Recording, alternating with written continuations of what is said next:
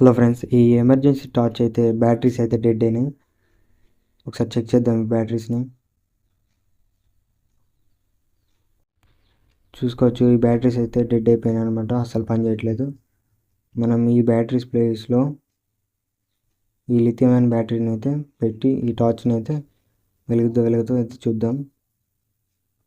So అయితే wires అయితే join చేస్తున్నాం.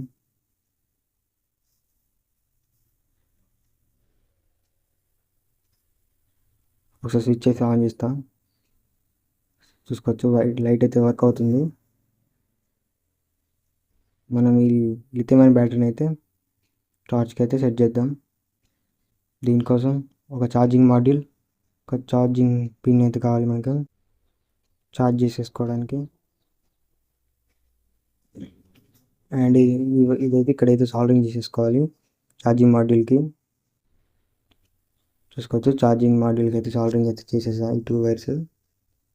అండ్ ఇక్కడైతే బ్యాటరీ వైర్స్ అయితే ప్లస్ మైనస్ అయితే సాల్డరింగ్ అయితే చేసేసుకోవాలి. అండ్ చూసుకోవచ్చు, బ్యాటరీని కూడా సాల్డరింగ్ చేసేసుకున్న ఛార్జింగ్ మాడ్యూల్కి.